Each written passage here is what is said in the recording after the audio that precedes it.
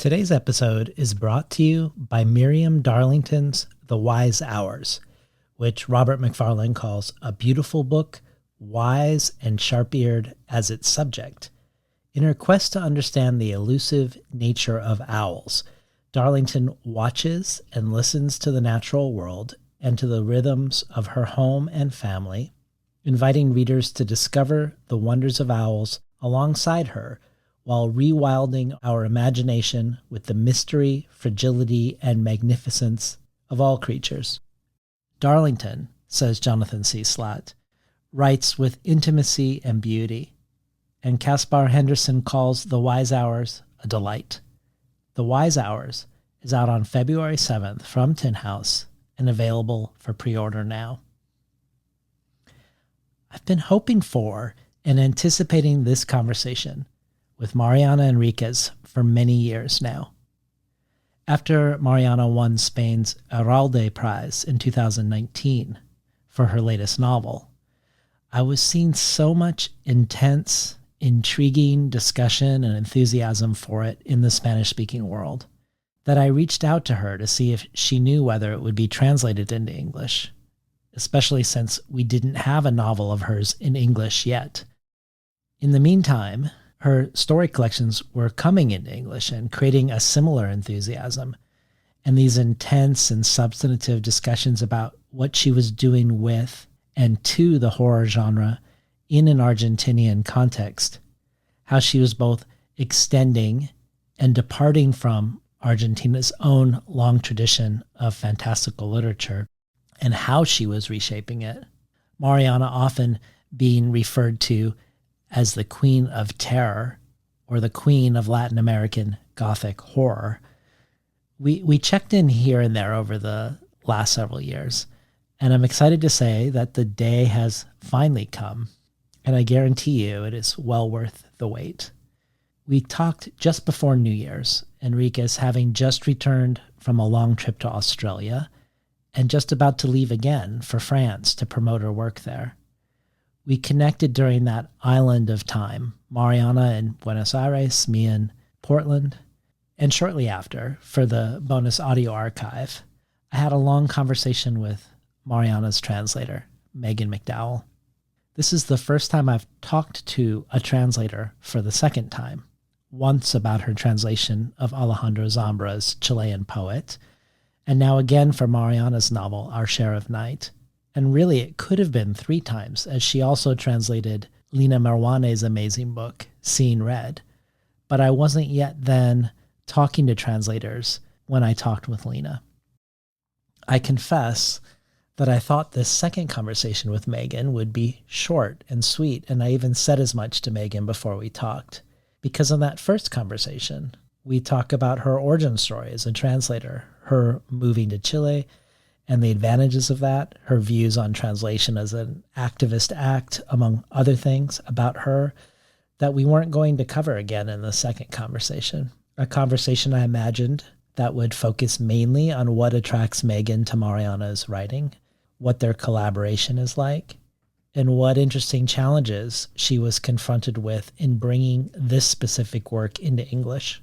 And we do talk about all of these things. But the conversation was really surprising to me and sometimes revelatory as I learned that Megan was translating both Zambra's book, Chilean Poet, and Mariana's book at the same time during the pandemic. And I begin our conversation with how little overlap I could see in these two writers of the same generation who both engaged with the dictatorships that shaped their childhoods, but how little overlap I could see in their sensibilities and aesthetics. But Megan not only makes some interesting connections between these two books and two writers, but it also becomes a fascinating discussion about the differences between Chilean and Argentinian literatures in relation to the fantastic and in relation to realism, the ways both of these writers, Zambra and Enriquez, are participating in and yet changing and reshaping the literatures they come from, and then some really fascinating things on the level of language about written and spoken Spanish in both Chilean and Argentinian contexts. So if you subscribe to the bonus audio, All the long-form conversations with translators are really great, but this one, much like the one with Ellen Sixu's translator, Beverly B. Brahick, I think particularly adds added texture and insight to the main conversation with Mariana. To learn how to subscribe to the bonus audio and the many other potential benefits and rewards of joining the Between the Covers community as a listener supporter, head over to patreon.com/betweenthecovers. And now for today's episode with Mariana Enriquez.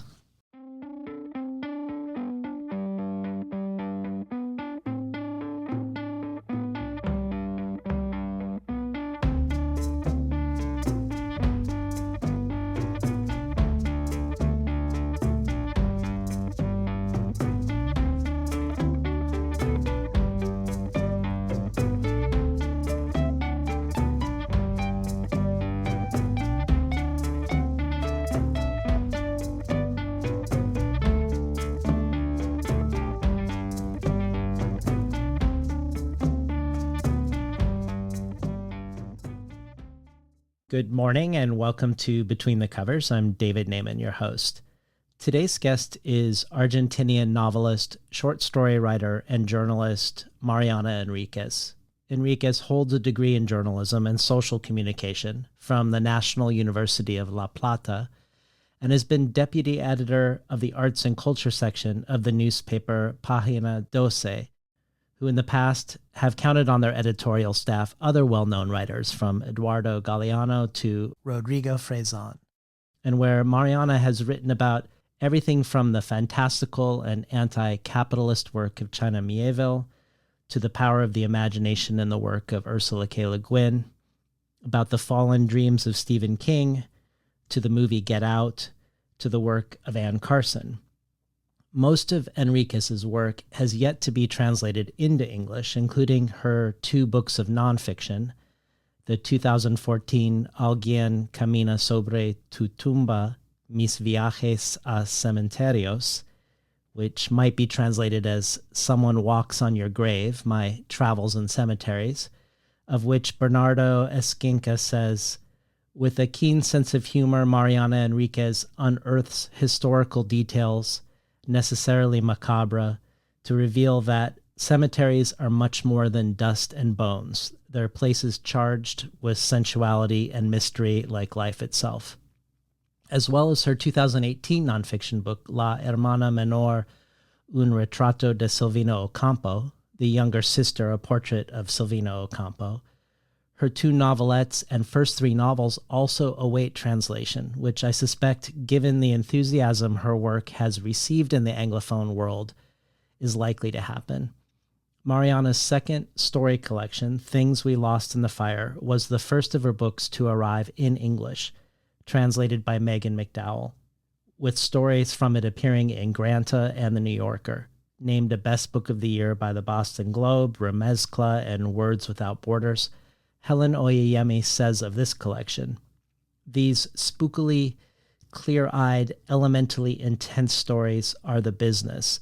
I find myself no more able to defend myself from their advances than Enriquez's funny, brutal, bruised characters are able to defend themselves from life as it's lived.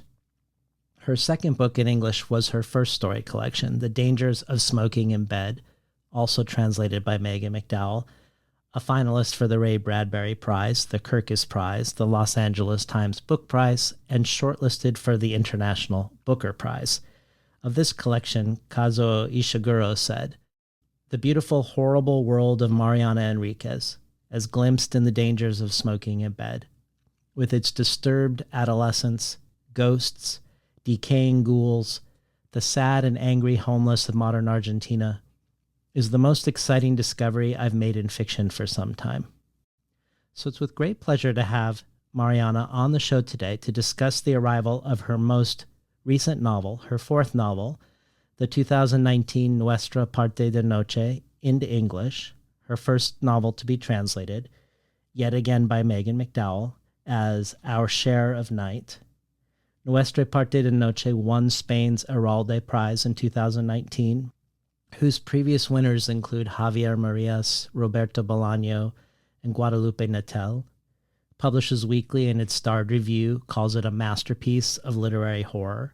Paul Tremblay calls it one of the best novels of the 21st century. Alan Moore, author of Watchmen and V for Vendetta, says, "Our Share of Night artfully employs the vocabulary of supernatural horror as the one voice capable of articulating Argentina's unspeakable history. With realism in its magic and magic in its realism, this is a magnificent accomplishment and a genuine work of power." And finally, Kelly Link warns us, "Reader, beware. Our Share of Night is a novel so disquieting, so unsettling, that I could neither put it down nor read it late at night. Mariana Enriquez's short stories had already made me a fan for life. Her novel is going to haunt me for the rest of my life." Welcome to Between the Covers, Mariana Enriquez. Well, thank you very much for having me. Well, before we talk about your novel, I wanted to talk about some elements of your writing more generally that I think distinguish you. You've expressed an interest in psychogeography, the intersection of psychology and geography, the ways geography affects the mind and affects behavior. And I suspect it's more than that for you, that it's also the way past behavior on the land can haunt it afterwards. For instance, you've talked about the morbid atmosphere of place in William Faulkner's work, for instance. And Argentina has a long tradition of the fantastic, whether Cortázar or Ocampo or Cesar Aira or Borges. But you've talked about how Argentinian fantastical writing has, historically speaking, not looked to its own traditions and myths, but has looked elsewhere for its influences. You've mentioned Borges looking to Europe, to Icelandic literature or Norse mythology. And last year, I had Argentinian American writer Hernan Diaz on the show, a writer whose own family's story intersects with the setting of your book, in the sense that his family were leftists. They fled the dictatorship at that time, and they went to Sweden, where he spent much of his childhood before they eventually returned again to Argentina. And the main protagonists in your book are Argentinians of Swedish descent. But the main reason I wanted to bring him up is that he wrote a book on Borges, and half of that book was about how much Borges looked to North American literature for inspiration. He most notably looked to Walt Whitman and Edgar Allan Poe. And your writing, in contrast, feels like its morbid atmosphere sort of seeps up from the earth where it takes place.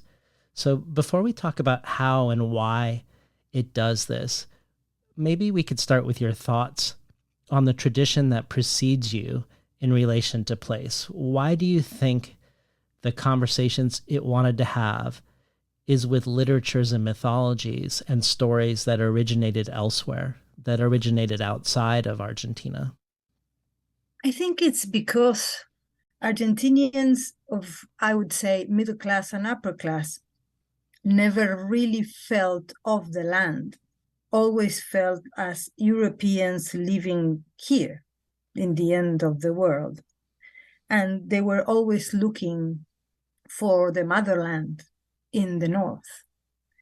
The beliefs and the stories and everything of the not privileged people was not part of literature. It was superstition, it was anthropology, it was whatever, tourism, I don't know, colorful things, but couldn't enter the castle of literature. And I say castle because castle is a very European kind of image.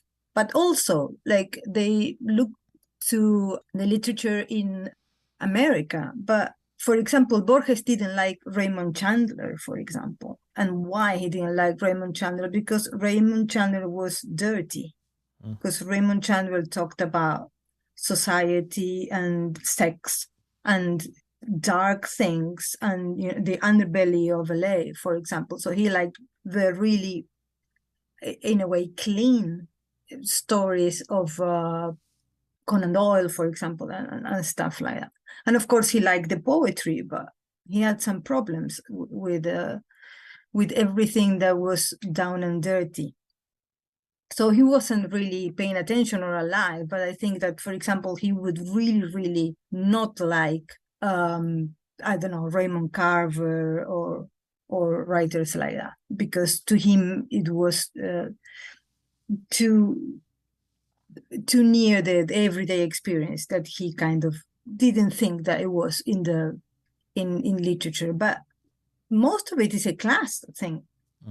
And not even because he was so rich or everything. It's class in the sense of your imaginary, like where your mind is, and your mind is there. Because other writers, like Bioy Casares, for example, he was from an aristocratic family, and but Cesar Aira is not. For example, he's a bit more Argentinian, though he uses a lot of humor. He's a lot of a kind of absurd kind of thing. So I think that's what it is the idea of class ingrained even in people that are not of that class. But that, I think it's I really like it, but it's a very elitist literature. And it's not only in Argentina, it's the whole South America is like that. It's a continent that is very divided that way. Well, in a 2018 interview with David Leo Rice, you talked about how you often set your stories in a specific place. And you said in that interview, "In my stories, I often use a river south of Buenos Aires, El Riachuelo, a polluted, ugly place that marks the border of city and suburbia, and is also a symbol of corruption and greed because irresponsible industries contaminated it. Many of them are industries related to meat, and meat is a very Argentinian thing. So the river is a metaphor, but also a geographical border. And when I take that into literature, that border appears in the frontier between realism and the fantastic, that not so comfortable place where you recognize the setting and the words, but reality dissolves into something sinister." In that spirit, I was hoping you could talk to us about the setting of your novel in the northeastern part of Argentina, near where the country meets with Paraguay and Brazil. I was hoping maybe you could paint for us the psychogeography of this region as you see it, what that part of Argentina is like, and also talk to us about the attraction of having your story emerge from this specific place. I chose it first because I spent a lot of years in my childhood and teenage years in the region. I say first because I really like the idea of psychogeography, and I really like the idea of paying attention to our land and the myths of our land and the myths of our people, but I don't want to fetishize it, use it as a kind of because that's not in the tradition of literature as we were talking about. So to use it as a fetishization, let's say, it's kind of opportunistic. So I said, okay, I'm going to use this because this is what I want, but let's look for it in my own history, in my own past. And I spent, my mother and the family of my mother is from that region.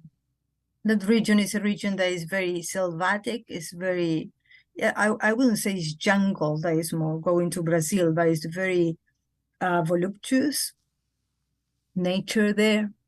And it's very aggressive in a way, like you have the red earth, the red soil, let's say, and you have the waterfalls that are absolutely powerful, and you have the mix of beliefs and religions, like the Catholicism in that region. Also, it was very specific what they did, because that was a place where the Jesuitic missions came. So it was quite different what they did. Like they tried to do something different with the original people. So you can still see the ruins of their places, and they were also taken out of the country accused of, the Jesuits were persecuted in many ways, and they left a lot of their particular way of seeing the world. And then the pagan spiritual tradition, you have a bit of Guarani, that it's the local people that are from the region, that are very mixed with we say criollos, that are the people that were born there, and also the Afro-Brazilian religions, because it's near Brazil, that are very different. And you have to add to all this mixture, that's why I really wanted to make it there, because of the mixture, all the immigration from Northern Europe, Czechs, Lithuanians, Swedes, Russians, whatever. So it's very strange, but because you go there, and I remember going there as a child, and you go to these little small towns in the middle of the jungle where sometimes they sell, local stuff, local food, like things like that. And it comes this woman, this blonde woman that looks like a Valkyrie or something. And it's something out of Wagner. And it's like, what's going on? That's why in the novelist, it could be for some readers kind of weird that the protagonist is a big Swede, but it's not. There's even a haunted Swedish cemetery in that area.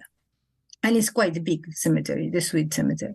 And I have family that, for example, the sister of my grandmother was married to a German. And so all that part, I look like this, like for people that are not seeing me, I'm small and pale, but very brown-eyed, brown hair. Well, now white hair, but whatever.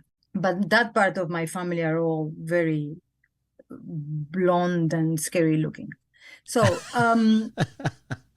yeah, so I wanted that mix, and the let's say psychogeography of that mix, that it's to be inherently pagan, and inherently magical thinking, and inherently mysterious, and it's a place also that, to me, I really like Southern Gothic. And to me, when I go there, the descriptions of the writers of Southern Gothic really sound, or I read them and it's like, wow, it's like this place. This also reminds me of you talking about, at the time Borges was writing, his fascination was with the south of Argentina, away from what he knew, but also farther south. And you've said that things have changed a lot since he wrote. In fact, one thing you said was, the trip that can have a true sense of adventure and radical change in your life has to occur by going north, where our continent is, where Latin America is. So it makes me think that maybe like that river you sometimes cite your stories near, that this idea of a border, an encounter with others, with strangers. It's a different impulse, I think. I mean, I think there's an encounter with strangeness and otherness in Borges going south, but it's a very different sort of impulse, it seems to me, to go north. Because he's thinking about, probably Hernan knows a lot more about this than me, but what he's thinking is about civilization. And let's say, I don't like to use the term barbarians because I don't like it, but the opposite of civilization. And when he's thinking about it, he's thinking about the writings of the makers of Argentina as a country, and he's reading them, and he's in a way admiring them, because they are the ones that push the border, that push the frontier, in a way like the West, let's say.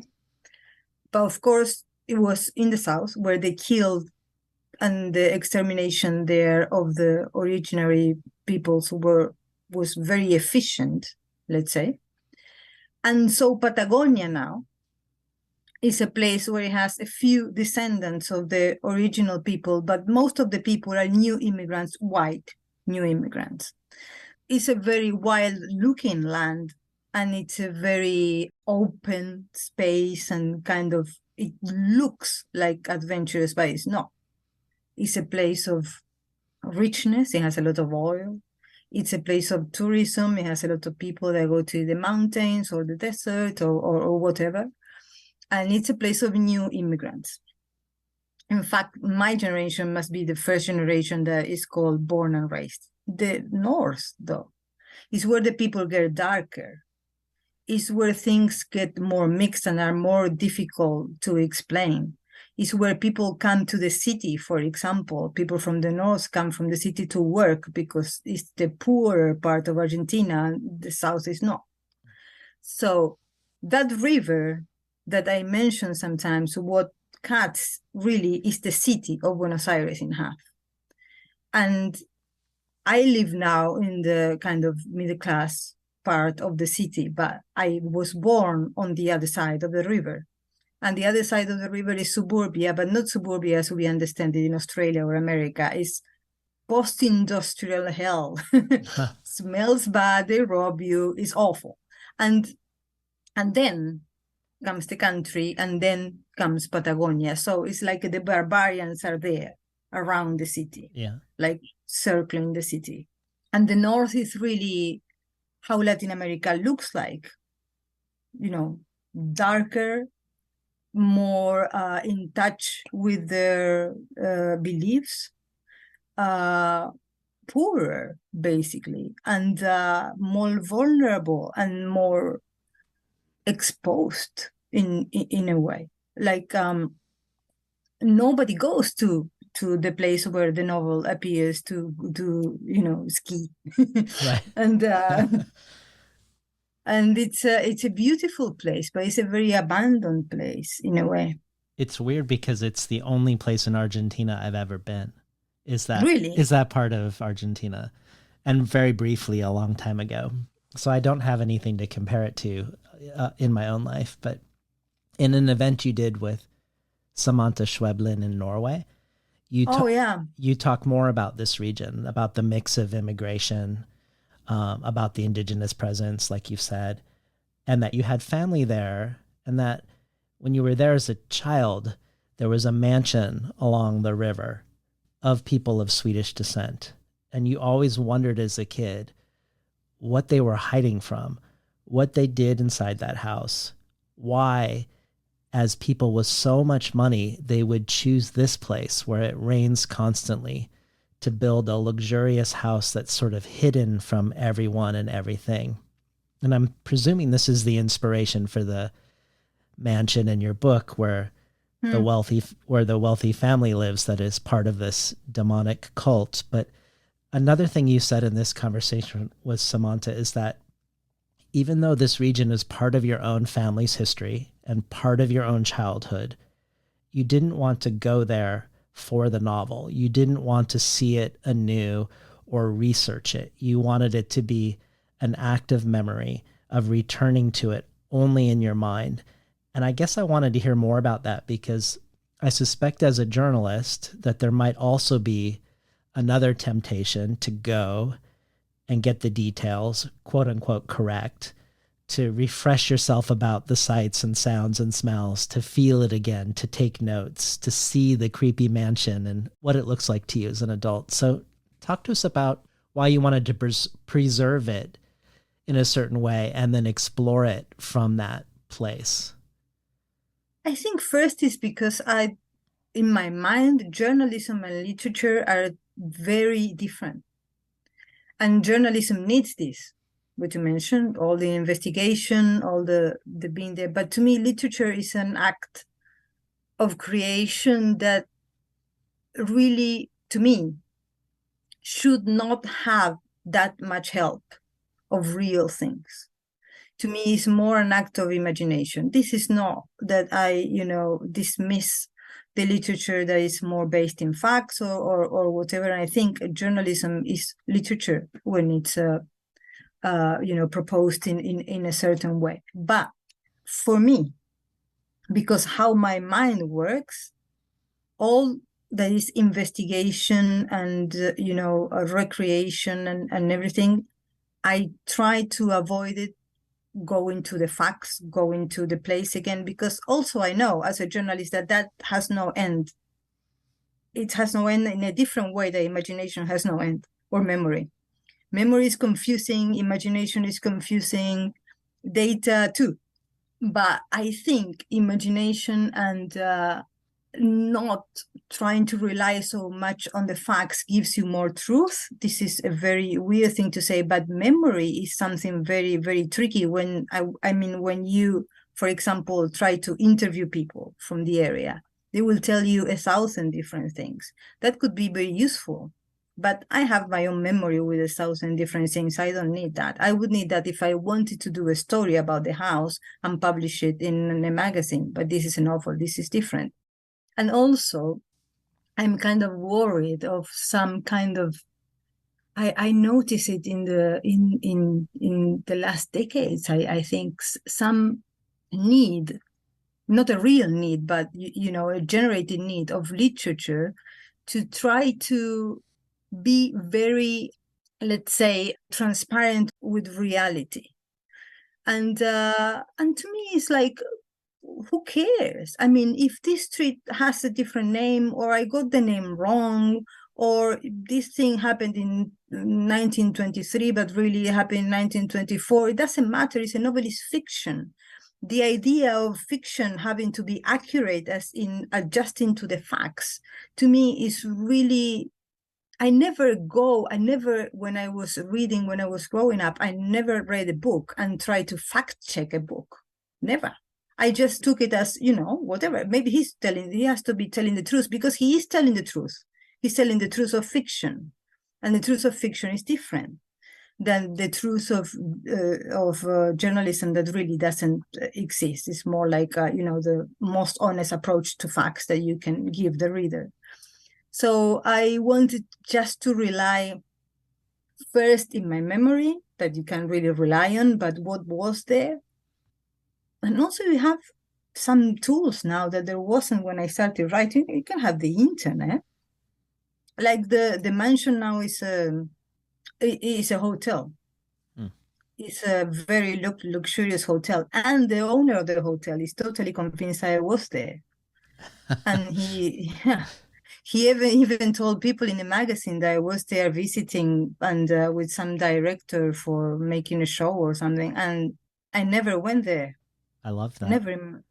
Never. Like, yeah. I want to call him and say, like, give me 2 nights, because it's a spectacular, the place.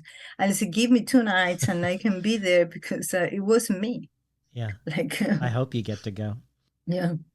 Well, you yourself have been influenced greatly by writers from England and from the United States. Yep. Clive Barker, Stephen King, David Lynch, Shirley Jackson, Stephen Graham Jones, China Miéville, many others. Yeah. That you've taken some of what they've done in their own cultural contexts and sort of transposed and rooted these sensibilities within an Argentinian context. And you've said this is largely because that while Latin America has a rich and long-standing tradition of the fantastic, that there hasn't been a lot of horror historically. In Latin America today, you even went so far as to say, quote, "The thing is that the horror tradition in Spanish is very erratic. I would go so far as to say there is no tradition, maybe Gothic literature, but horror as a popular, well-defined genre is almost non-existent." So I think 2 elements that point to a distinctiveness in your writing is the writing of an Argentinian fantastic rooted in the stories and traditions of Argentina itself, but then also being part of what feels like a new wave of horror tradition, or maybe a first wave of a horror tradition within Latin America, whether you're writing or writers from Mexico and Ecuador and others who are now entering the horror space. But I wondered if you had any thoughts about why the horror tradition has such a long-standing history in the Anglophone world. It's not because that world has more horror in real life. No. I wonder if it has something to do with the strain of Christianity from England and the U.S., Puritanism, which so have informed our own relationships to the body, to purity. But I'm curious what your thoughts are. Like, we have this long, deep tradition of horror. I don't know why we do, but I would imagine you've thought about it some. I thought about it some, yeah, and I thought about it why we don't. Like, for example, in the region that we were talking about, that, and there's a very famous horror writer, Horacio Quiroga, that is very influenced by Jack London, and his stories are all about that region or are set in that region, but none of them are supernatural. And it's like, man, you were living there. Why didn't you talk to the people? Why didn't you ask about the stories? Like, there's a story every step you take. It's absolutely amazing. And he didn't do it. And why didn't he do it? Probably because he was reading Jack London. And he was influenced by Jack London. But he said he loved Poe, which is kind of strange. But I think that, yes, religion has a lot to do with it. Catholicism, even if you're not a practitioner, or even Argentina is a very, I wouldn't say it's a very Catholic country. And you will see a lot of churches, they're all empty. We have a pope, but he doesn't really, he's more interested in politics than in God, I think. And, it's not very, we don't even have things like in Spain with the Easter extravaganza they have in the South and stuff like that. But it's true that I went to a Catholic school because my mother had, for example, the idea that if this was during the dictatorship, so this is her thinking. That is, I admit that my mother's thinking can be a bit strange. She thought, if I take her to a public school, to a state school, they're going to put in her mind like fascist thoughts. But so if I take her to a religious school, they're going to put God thoughts on her, and I can deprogram her better because God doesn't exist anyway. So, and it was like, so you are a child, yeah, you are, she's like that. You are a child and you're exposed to, this man bleeding on a cross that is kind of naked and hot. And he was born of a woman and an angel, and you read the Bible and everything is absolutely crazy, but there's a voluptuousness. It's an erotic religion. Mm-hmm. Even if it has the same repression in words, when you read about it, there's a lot about the body. There's very sensual things. The whole relationship of Jesus and Mary Magdalene, it's very different when I go, for example, to a country that has another tradition. Is very like they were friends, and we are like, okay, come on, like they were not friends. and I don't know, there's something about the churches, and there's something about the luxury, and there's something about something playful, and there's something luxurious. It's the clothes, is the richness, is the in a way, absolute decadence of the whole thing, visually speaking. And if you go to a cemetery, for example, that I'm really interested in Italy, for example, it's like, this is insane. There's naked women dancing with death, and, the patriarch dying, human size with all the family around. And you go to a cemetery in America, and they're the identical graves and stuff like that. There is a lot more repression, I think. Yeah. And also is the kind of thing of, for example, with the belief of the belief in ghosts, for giving just one reason of why the ghost story worked a lot in the English-speaking world and not so much for us. If you think the Protestant way of, thinking about Christianity cannot allow to have ghosts because they can't be the spirits of the dead. They can't be, because why would they come back if they're demons? So this is much scary. Yeah. But for us, it's different because they are the spirits of the dead. So you have the dead of the dead in Mexico, and it's a different kind of relationship. We are more scared, I think, of people doing bad stuff to us, as in supernatural, but bad stuff. these kind of things, but not that much of the uncanny, but of the direct attack, like the psychic attack and things like that, like people doing what we call trabajos, that is like witchery stuff. So we have the brujas, the witches. It's different. Mm-hmm. It's a different mentality, I think, and it's been forever like that. In the end, a tradition is made of so many things that go on top of each other that you can't really tear it apart or attribute it only to one thing. But yes. But I do think that the voluptuousness and the decadence and the relationship to the supernatural that has the Catholicism, the way we interpreted it in our cultures, it's has a lot less room for uncanny and supernatural stuff because it's already there. Mm-hmm. Well, I want to share something Megan McDowell, your translator, said in a lecture. The lecture was called Sense and Suspense, Translating Latin American Horror, because I want to hear what you have to think about it. She talks about a philosophy of Stephen King's, where he says, the finest aspiration is to terrorize the reader. If I can't terrify the reader, I will try to horrify them. If I can't horrify them, I'll go for the gross out. And Megan disagrees with King insofar as she doesn't think that one of these categories is better than another. She doesn't believe in the hierarchy between terror, horror, and gross out, but she likes the categories. And she goes on to compare and contrast your work with Samantha Schweblin, who she also translates. First, she says that terror is something in our minds that we imagine and fear, whereas horror is an actual response to something that has happened or is happening. And to be grossed out is something visceral, a repulsion or disgust. And Megan says that Samantha's work operates almost entirely in the world of terror, that she's a master of suspense. She leads you through the dark with a flashlight and then lets the rest happen inside of your head. She resides in a place where consciousness meets the unconscious, sort of the realm of dreams and of fears, and she holds us in this place of unresolved tension.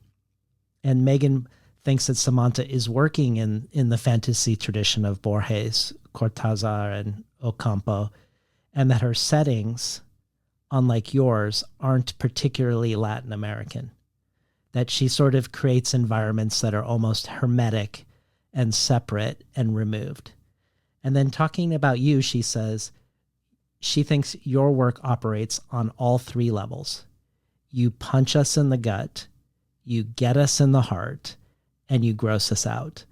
And she talks about three of your stories: The Dirty Kid, which she says is terror, Angelita Unearthed, which is horror, and The Cart, where a homeless man defecates on the street.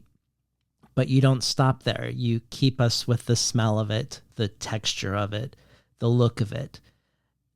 I think we can say that all three of these elements are very much in the novel that we're discussing today. The first couple 100 pages feel like a blend of horror and gross out. But there's a section in the middle that's very literally like the way she describes Samantha's work, with kids inside a haunted house with a flashlight. And much of it is about the fear of what might happen, whereas parts of the book are very much the horror of what actually is happening. But I was curious how Megan's analysis strikes you, what you think of these Stephen King categories. Are they compelling to you? Is his philosophy of terror, horror, and gross out something useful? Yeah, I kind of agree with him. The thing is that I don't think about it that much when I write. It's not that clear to me when I write. I never stop writing thinking, okay, this is terror and this is horror and this is suspense and this is no. It's kind of very mixed up. I think that's why Megan says I operate in the three levels, which is the same as to say she works in the three levels at the same time, because it's really what I do. Samantha, I don't think she does gross out that much, but she does terror in a way. I remember her reading in a public reading the draft of Fever Dream, and I was actually scared. This was, I don't know, 5 in the afternoon, summer in the sun, in a rooftop, and there was people there, and I was scared. Like, I was like, stop it, because I don't like how I'm feeling. It was like Mulholland Drive, like David Lynch, like atmosphere 100%. I can't do that.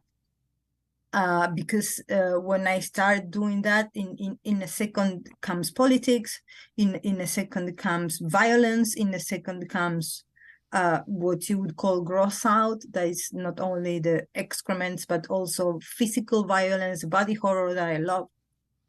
So I cannot operate in just one, because it's all, to me, is more Baroque, the way I do it. Maybe not in style, but yes, in pieces of what I'm writing. But I guess the first part of the novel, I would say, is mostly in suspense and horror, but it grows, because at the beginning you don't know. At the beginning you think it's a guy and his child probably running away from something that is politically related. In a way it is, but in a metaphorical way. But yeah, it operates, I think, in the horror thing until that very, with the very Lovecraftian kind of thing. But the second part, I really thought about it as a Stephen King thing. In a way, to me, Stephen King is not influential because, or not just because, of the theories they have of what, but it was, to me, the first horror writer that had a sense of place, a sense of politics, a sense of humane characters, a sense of language. There was an everyday language that, yeah, he wanted to scare me, but he wanted me to believe, and he wanted me to tell me this is my country also. Like, I remember reading Carrie, and there's nothing like that in Argentina. There's nothing like, I don't know. It's a bit of a scary book to me, in the sense that there wasn't school shootings when he wrote it on that level. To me, it's a novel about school shooting, basically about school violence. There's nothing like that here. And I reread it like recently, and I was like, okay, he has an antenna and he knows what's going on. He knows what's going on with the kids in his country. He knows what's going on with guns in his country. He knows what's going on with fanatics and religion in his country. He knows what's going on with poverty. And with the mother is a monster, but she's also a single mom, and all these kind of things. This is, to me, that was what influenced me as a writer. So I take a lot of writers from the US, but to me, it's always about what they are talking about their people, like Toni Morrison. I love Toni Morrison. I love Beloved. It's one of my favorite books. But I remember that what did the trick to me in Beloved is when she is talking about the subjectivity of this woman that's been a slave her whole life, and this woman doesn't know if she can sing or if she likes music, because every time she sang, and all the music that she heard was the music that the people that own her body and her mind, let's say, made her sing and listen to. And to me, that I never thought about it that way. I only thought about the physical and the punishment and the humiliation, but I never thought about how they capture your subjectivity, and that opened my mind. I said, oh, okay, she is talking about something that she knows. She is talking about her people. That's why I like these writers, let's say, more than the writers that Borges and that generation liked, because they were less talking about their society, I guess, and they were more in a bubble.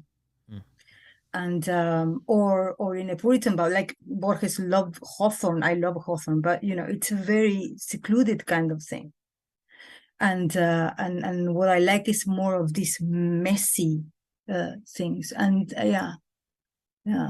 I went a bit all over the place, but I think it's true what Megan says. I operate in the three levels. Well, your first several novels were realistic novels. They were gritty urban realism. But then you ultimately realized that horror is a better language to express the reality you were living in, first moving into horror and the supernatural in your stories and then your novels.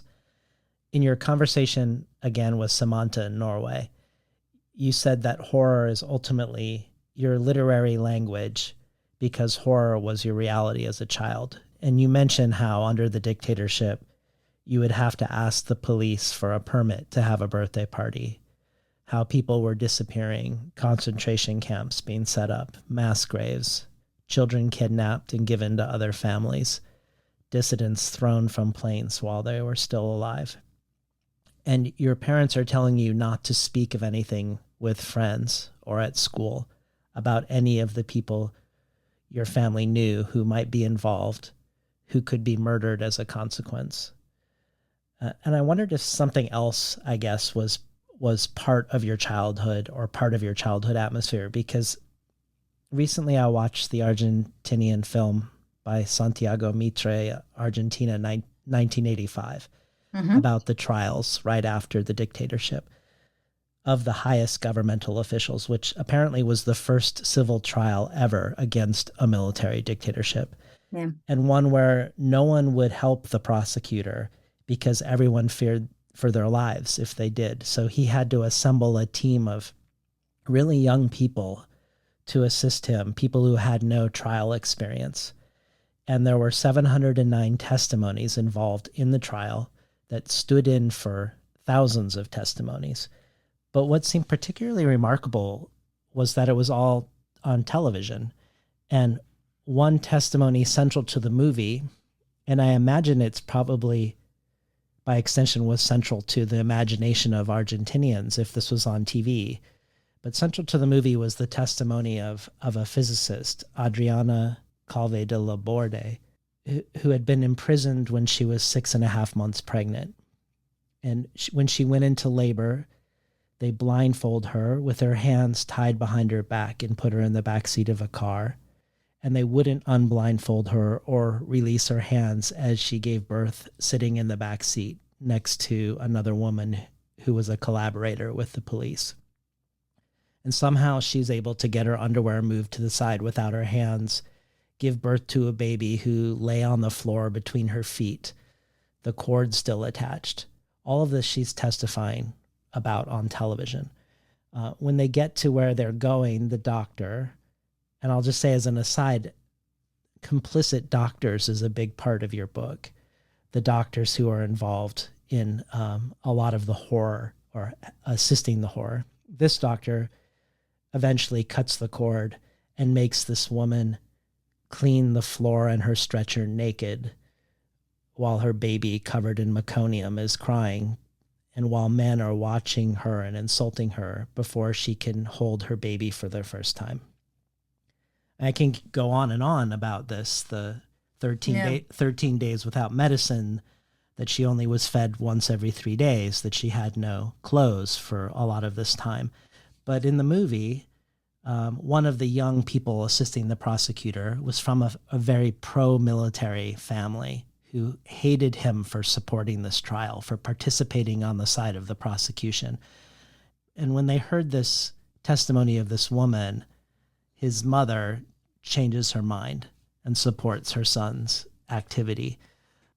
But I guess I wondered if this too was, were you shielded from this as a child? Or was this something where you would be sitting in front of the television watching or hearing about testimonies just like this? And then my second question would be, to return to this question of horror, is these stories are horrific without any supernatural activity. you could have written horrific events in a realistic setting, and it would be horrific on its own and hard to read. And I wondered about what about the supernatural aspect of horror makes it attractive as another way into writing about this time period in Argentina with the dictatorship versus writing it like your urban, gritty, realistic novels that you started out with. Yeah. No, I wasn't shielded at all. On the contrary, I do remember my father. I don't remember that I saw the movie. I don't remember that testimony as I remember it from a book, because there was a book also that's called Nunca Más, that's Never Again. They let me read it. All the testimonies were there. I always say that that's my first real horror book. And it's mostly the testimonies and then where the concentration camps were, and, you know. And it's a very, like, even a very legal language, and very, to me, very technical and very similar to medicine. That's the point. My mother is a doctor too. But also in all these things, there's always doctors, not only with the women that were giving birth, but with the people that were being tortured, because they didn't want them to die. They want them to keep them alive so they could still speak. And obviously, I thought about it like maybe 2 years after writing the novel, but in the novel, there's the medium, Juan, that has to speak and has to be kept alive, and in a way is tortured, and there's this doctor that keeps him alive, probably against his will also at some point. Of course, he wants to live, but I'm not sure that he wants to live like that. He's a very, very dark character because of that. He has a death wish, and he's near death too.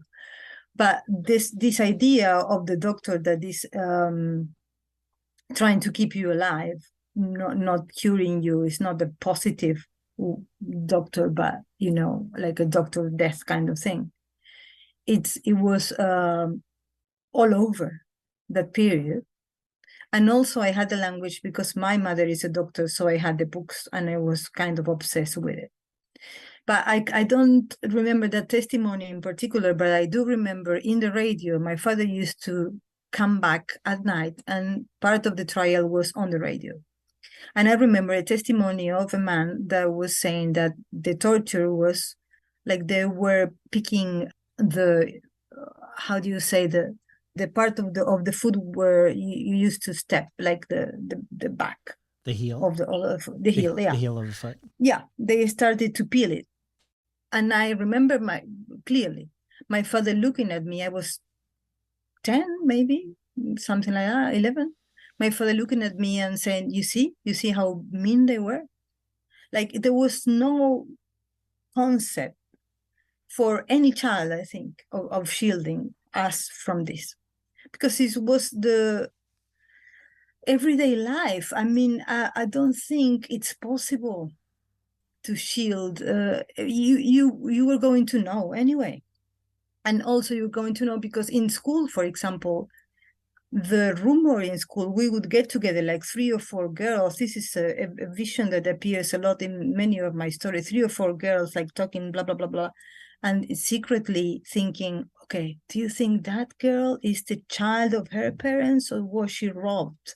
And she's really from a family of militants, of activists, and she's with a military family now. So there was this uncanny thing of, you know, almost the Freudian definition of sinister is this person is familiar but is not who she thinks, with what she thinks she is and what we think she is. So she's like a strange form of life between us. Of course, I could describe all of these things in a realistic way, and it would be horrific. But there's 2 things. First, there's a lot of it, to a point where if you live here, you're numb to it. I listen to you telling the story of this woman giving birth like that, and one part of my brain recognizes it as horrific, and one part of my brain recognizes it as Okay, it was another one of the women that gave birth in this situation. Like it's absolutely normalized in a way. So I didn't want to join the many narratives of the dictatorship that are very realistic and reproduce this, but I wanted to have my voice. Like I lived through it as a child, which is not the same as being a direct victim, which is not the same as being an activist, and of course it's not the same as being someone that suffered it in their body physically through torture or being captive. But you live through it too, and you're traumatized too. But what is my language to talk about it? My language is not realism. I wasn't there in a realistic way. I was there in my imagination. And my imagination those days was full of reading fantastic fiction, dark fiction, and horror. And so it became the language to talk about this, my language to talk about this. There's also the children of the disappeared that are about my age, a bit older maybe, or younger, some my age, late 40s. Some use humor, some use very Beckettian kind of absurd, because there's something very absurd about it too. But very few use realism, because there's something about the experience when you go through it as a child that is not entirely real, that has an oniric aspect to it. Mm-hmm. The secrecy, the not knowing what's going on, the kind of playful thing. Also, this is the 80s. So you have like the slasher movies and this, and it's all a mix. So you have Freddy and Videla. Huh. And, you know, when you're 7, it's not that different. No. So there was some kind of decision as to talk about it and write about it in a way that wasn't the usual numberness kind of atmosphere of talking about these horrific things 1 and twice and 3 times and 4 times and it's always the same, and it's kind of, you don't want to hear it anymore.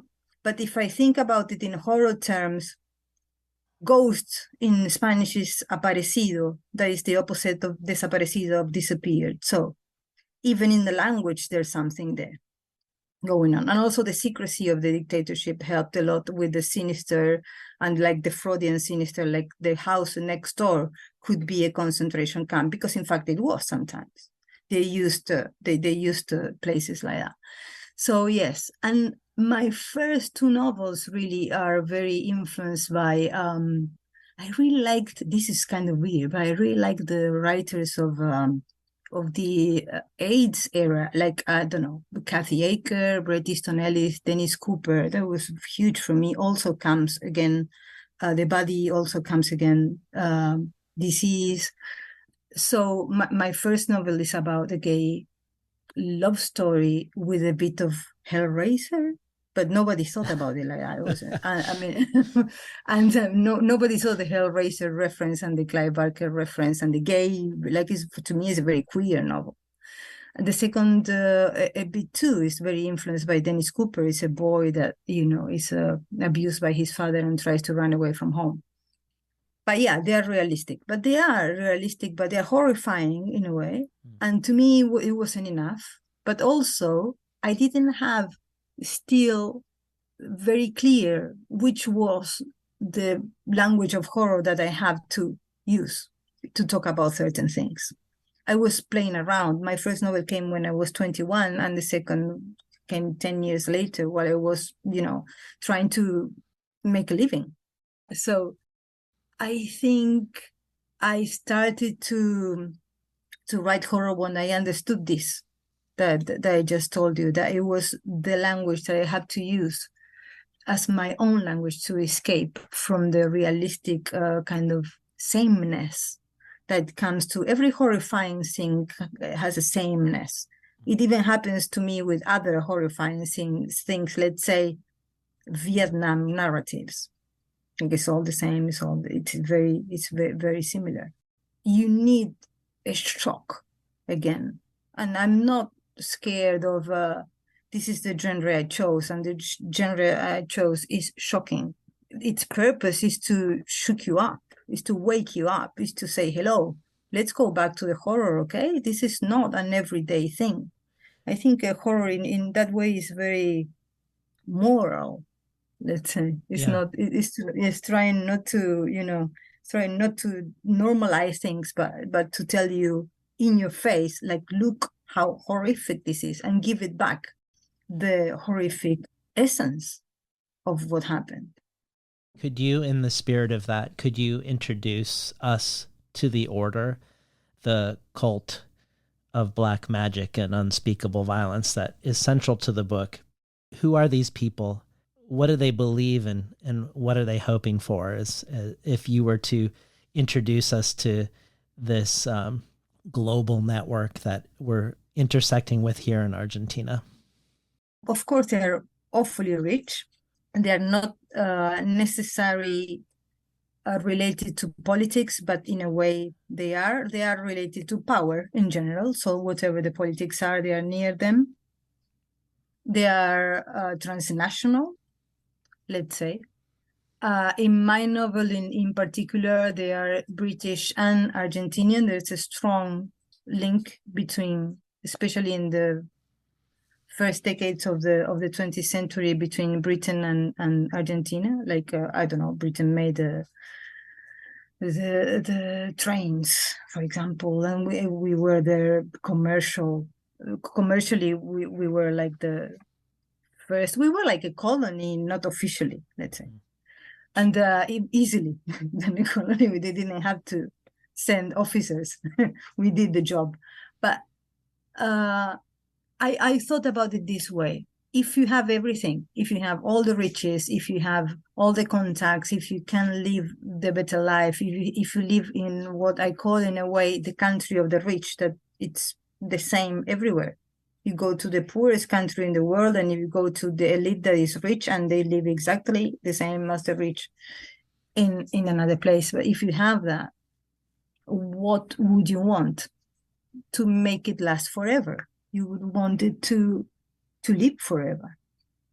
But you would want to live forever, not in like the silly reincarnation. I hate the reincarnation theories. It's like, why? I don't want to be a dog, I want to have my mind in this body or in another body. So they practice, it's basically ceremonial and chaos magic, what they practice. I based it in Golden Dawn, the order of course, MacGregor Mathers and Aleister Crowley and etc. And they are looking for a god that could grant them this. And this god is an amorphous god. It's doesn't have a shape. It's a darkness, and it's a darkness that is very confusing. Like, they hear it speak, they try to write down what it says, but there's not a complete agreement. It's in a way like the Bible, no? There's many conflicting stories there going on. And it appears as darkness when it's summoned by the medium, and it eats you, basically. It's a big mouth, and it's very voracious, like they are. They want more and more and more, and their god is like them. When you were in conversation with Lina Merwane, who's also been on the show, you talked about how rich people are like a country to themselves, like you've just mentioned. And in a way, it feels like this order and its cosmology is self-contained and hermetic in many ways, in a bubble, but it's also got this sort of vampiric, predatory or parasitic relationship with everyone else. We know things on the margins. This isn't really central to the book. We get these details in passing. We know that they're landowners, that during Perón, they were worried that their land would get expropriated. And because of this, they marginally improve the working conditions. But marginally is the operating word, because they're still whipping laborers. They only provide minimal food rations, and they use child labor. And we get this maybe in one sentence as we're reading along. But they don't just treat other people simply as bodies to benefit their own lives. They literally use the bodies of others ritually in horrific ways to benefit their bodies. They keep these children locked up, often either people who are poor and forgotten or detained people that they've received from friends in the military of the dictatorship. But the dictatorship and politics are at the margins of their own minds and of their point of view. They do justify themselves when they say that, well, these people would be dying anyways. But I'm not sure that's really that important to them to justify themselves, because there's one quote by one of the women, Mercedes, who's very high in the order. She says, or she's described this way: she considered amorality to be a mark of class. The further she got from moral convention, she thought, the more apparent her inborn superiority became. But I guess I'm saying all this because I think this harvesting of living bodies to try to extend the life of their own bodies, it doesn't feel very far from what the rich do in the normal world, that there's a very strong parallel, or at least it invites an allegorical reading, the ways in which people in the world are treated only as bodies, and those bodies are used to extend the lives of other bodies. I wondered what your relationship to allegory was. Do you invite this sort of reading for me to make this connection? Not a connection necessarily that the order is making themselves, but as a reader, is allegory part of what you consider yourself doing with this somewhat or very vampiric cult of the rich? In some ways, yeah. But in other ways, it's very realistic. For example, the conditions of the workers today are like that. Today, every month, police goes up there and they release people that are working in these fields as slaves, and they still have child labor and they hardly pay. They give, food and a house maybe, but not much more. And this is, and I think that is kind of important. They most of the time they help local politicians to get these people to go and vote for them. These people sometimes are not are illiterate.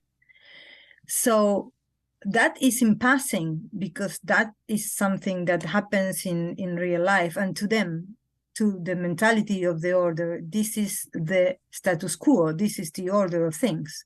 This is what the bodies of the vulnerable and the people that are not like them are to be used for, like it's nothing.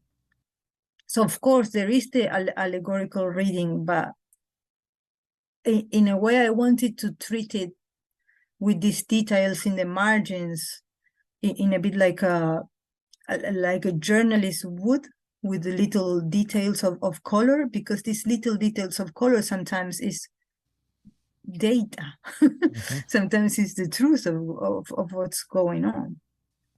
Even them not getting caught is kind of real. If you think like the big rich gangster kind of families or organizations in Latin America, they are never caught, or hardly.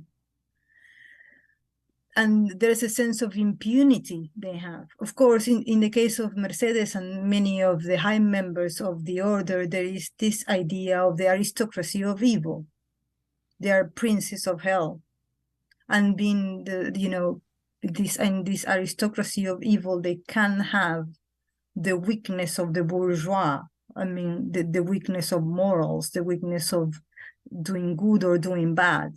She just justifies herself in the sense of, being very casual about it. It was like, okay, we're going to be killed anyway, so bring me more. Yeah. It's more in that sense that she says it, that in a sense of trying to say, oh no, I'm killing people that are innocent. She doesn't care.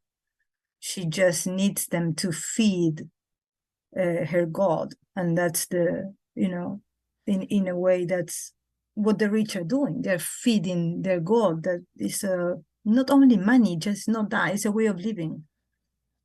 Well, in some interviews, you mention readers who've said to you that what you write is too much or goes too far or is intolerable to read or unendurable. And you answer by saying that it isn't more intolerable than the things that are happening in their own lives that they choose to ignore or choose not to see every day. I wanted to share my experience as a reader of the book and which parts were harder to read and my theories on why.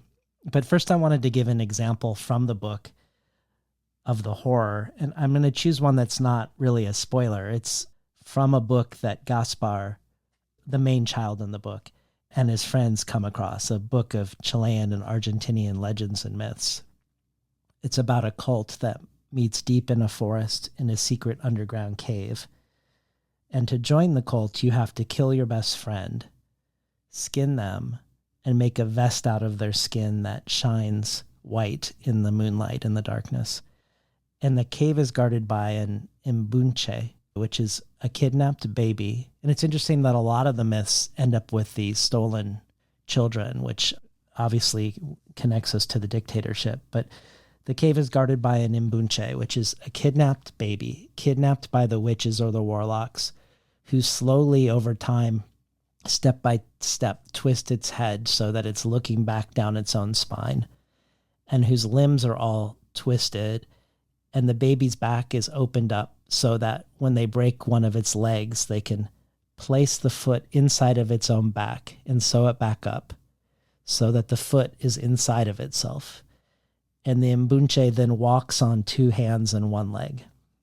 And I looked this up, like I did a lot of the folklore, and it's real.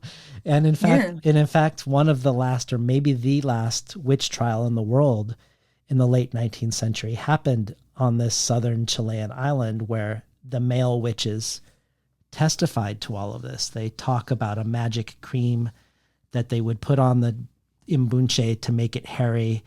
They would fork its tongue at 3 months old, sharpen its teeth.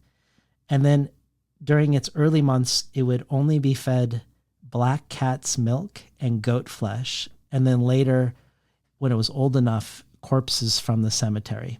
Yeah. So this is all amazingly bone-chilling.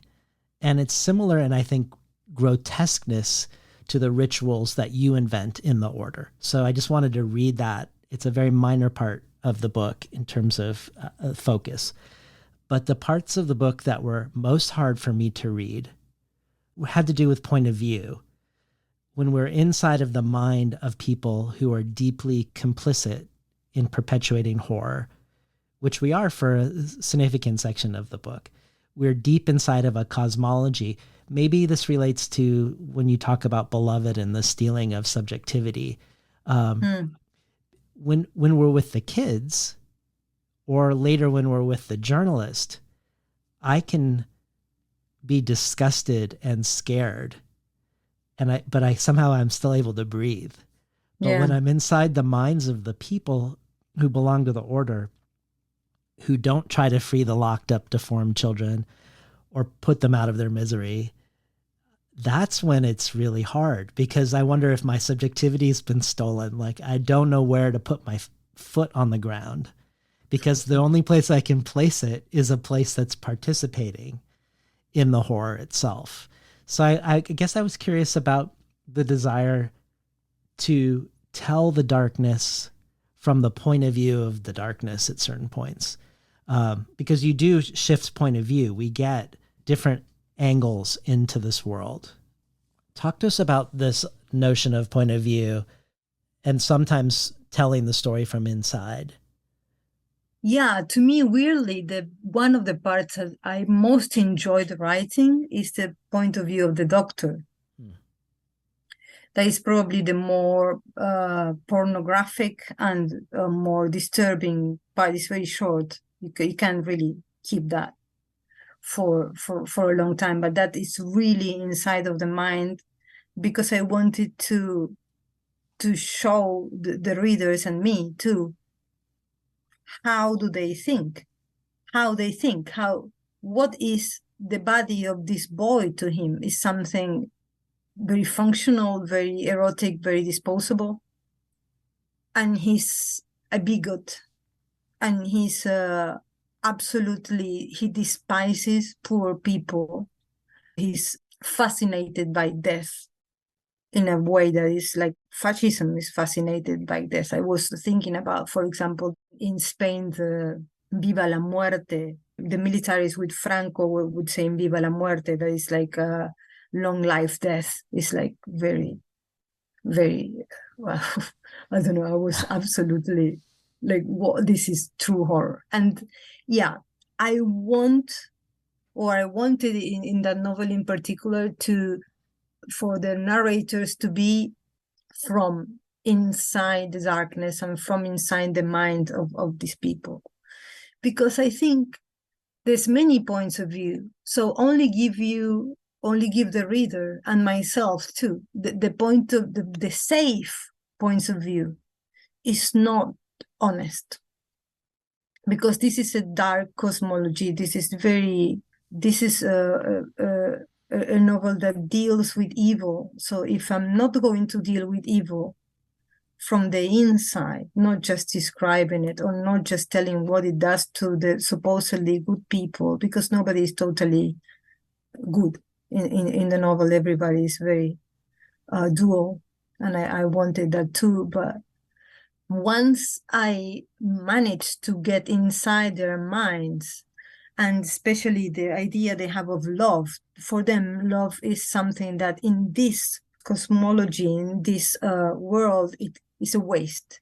You have to give up your children. You have to give up your emotion. You can't have anything that kind of reflects you to other human being, because that is a burden. Love is a burden. Mm. Love is stupid in this world.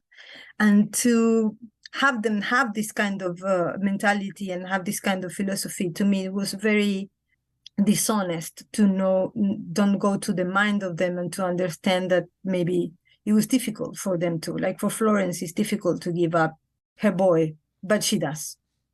And she does because it's her duty, her duty as a wizard, and her duty as a person of this class, that kind of, they are the aristocracy of evil, as I said. So love is not something that can be passion, but not real love. So once I got in that mentality, it was like role playing. It was very fun to me to do it. Funny, I said, just kind of. But yeah, I had a lot of laughs too doing it. But yeah, it was kind of role playing, and it was kind of trying to be honest, because I get really upset sometimes when a narrative is all the time trying to be in the safe side and being careful and trying to not to say, okay, I'm the writer, okay, but I'm a nice person, really, and that really disturbs me. It's like, to me, it's a step back. I remember when I was really young, I read Zombie by Joyce Carol Oates, and I was like, what is this? Wow, I was fascinated, but not only by the book, but of the courage of this woman. It's a woman inside the mind of a man, and inside of the mind of a serial killer. And she does it with such glee. It's such a ride. She's having so much fun doing this. This is fiction. We are free here, and we are free to explore. And if we're going to dismiss in fiction because we're too scared of being the bad people in the movie, if we're going to dismiss the bad thoughts, I think that's a problem. That's a really huge problem, because I'm really interested in how evil, if you want to call it evil, I'm really interested in how evil functions. I want to know. I don't want to be protected from it. I wasn't protected from it. Yeah. That's one thing. I see how it's unleashed. And I see what it does, and I'm not scared of it. And I'm more scared of the silence around it. I think maybe you've answered my next question, but I'm going to ask it in case that's not true. When I talked to Fernanda Melchor for the show, we talked about how she felt like there was something almost carnivalesque about the violence in Mexico. The way the dismemberments and beheadings were happening in her region on the Gulf Coast. And we talked about a Gulf Coast cartel, Los Zetas, who would barbecue their victims or scalp them alive and then make these phone videos of these human spit roasts called Mexigore. And I brought up the New York Times review by Julian Lucas of her book Hurricane Season, where he compares Hurricane Season to both Flannery O'Connor and Marlon James. And the critic brings up a philosophy of Marlon James, which then I brought up. Well, I brought the philosophy up with James himself when he was on the show, but I also brought it up with Melchor. The idea that sometimes one needs to risk pornography in the portrayal of violence. And the New York Times critic thinks Melchor risks it when he says, at times, she enters so deeply into the psyche of sexual violence that she skirts the voyeurism risked by any representation of cruelty. In his posthumously published novel 2666, Roberto Bolaño deployed a device of alienating repetition to narrate the murders of women in Mexico, clinically detailing so many cases that they begin to lose their tabloid charge. By contrast, Hurricane Season is saturated with the language of abuse. Men ecstatically molesting their daughters, boys boasting about how exactly they'll rape a friend. By design, Melchor offers little vantage beyond this world of predators. The crime is not an act, but an entire atmosphere, which Melchor captures in language as though distilling venom. I brought this up with Fernanda because on the one hand, I feel like her impulse to write the book was to critique femicides and gendered violence. But within the book, there's no overt voice of critique. There's no distance from the violence. We disappear into the violence. I guess it feels similar to me for sections of your book when we're inside the order and inside the mind of the order, that I know that you're against the order, but I also feel like in the book sometimes I'm in an amoral space. And I think that you've already spoken to this, but does this provoke any more thoughts for you about it? I think the order has a point. I don't agree with them, but I think they have a point. I think if I were in their place, and if I was raised in that, that's why I put a character like Rosario that is more or less not my contemporary, but more or less. Maybe I would try to make it more, I don't know, more with the times, let's say. But I would like to live forever and step on the heads of people too. Not me, Mariana, the writer or the person, but when I'm talking about this very dense, and this is still similar to Hurricane Season.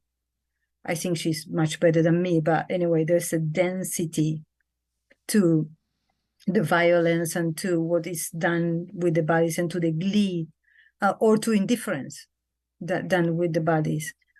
That has to come from a point of view of understanding that this violence has a point.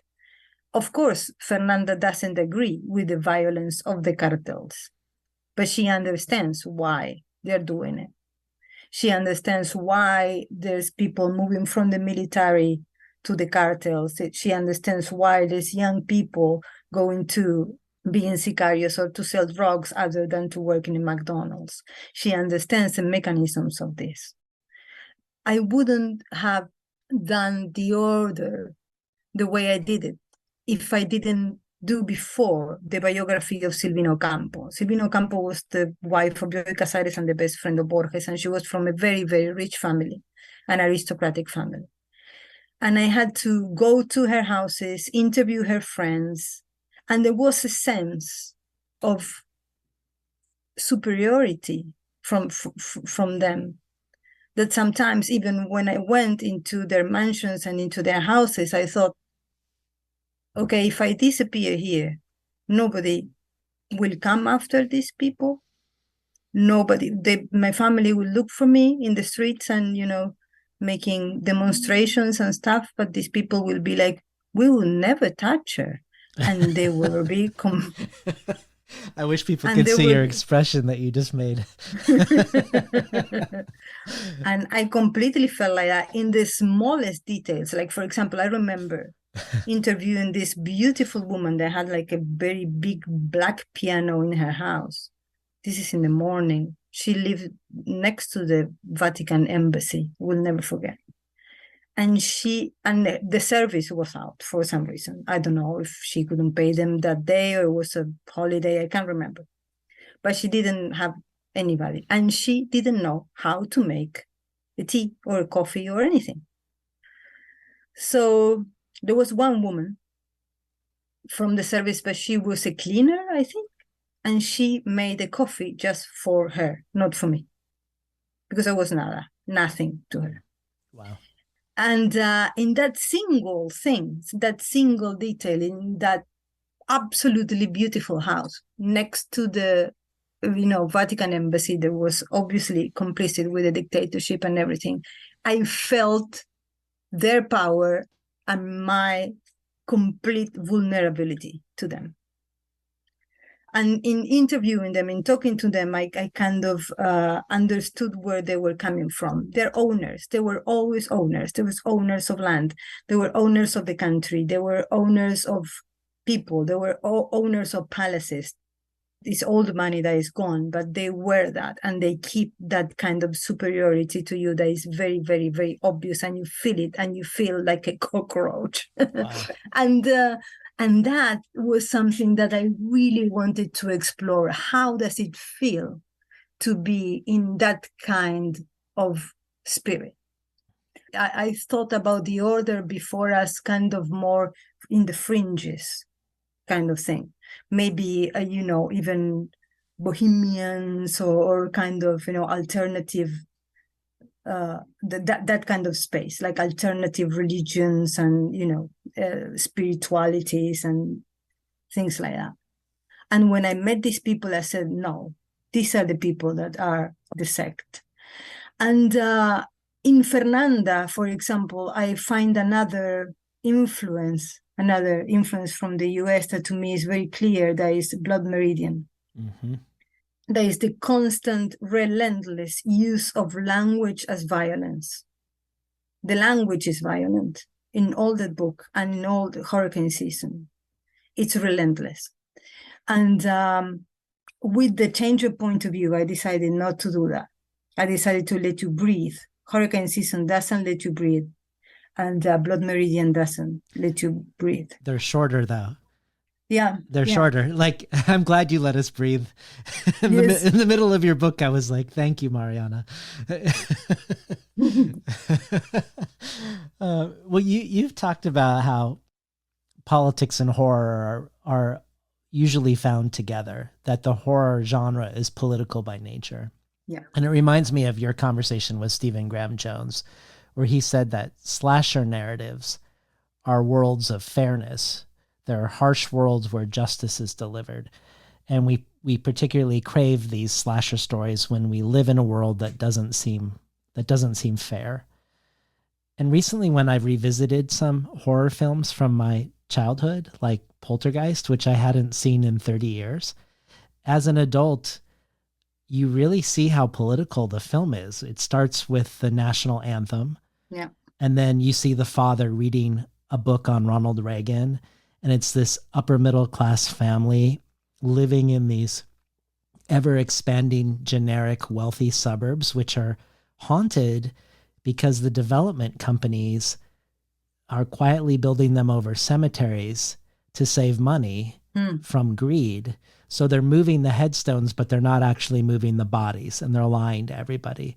And that was also true when I watched Dead Zone. It's like extremely political. Yes. And when I think of the horror genre historically, in the past, at least, it seems unusually dominated by men, both on the screen and in books.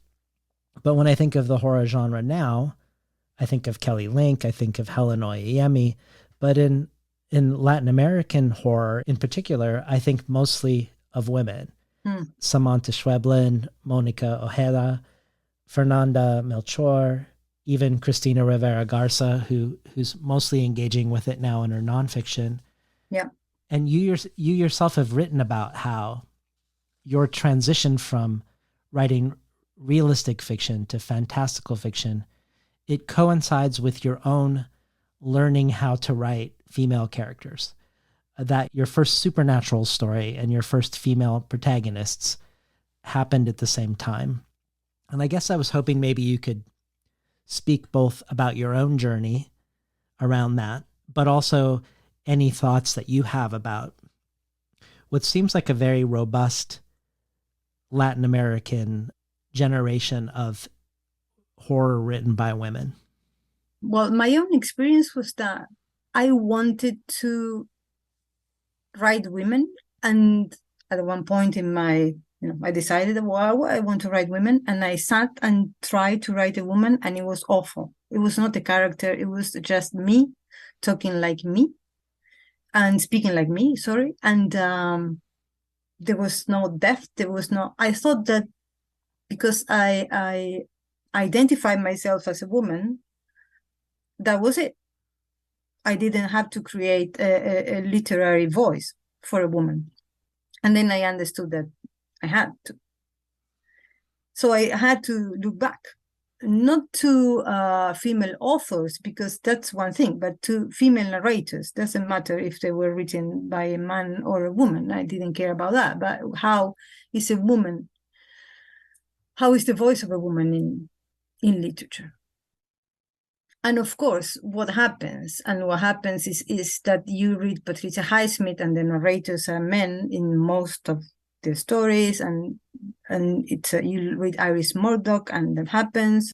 In Latin American literature, though, it's different.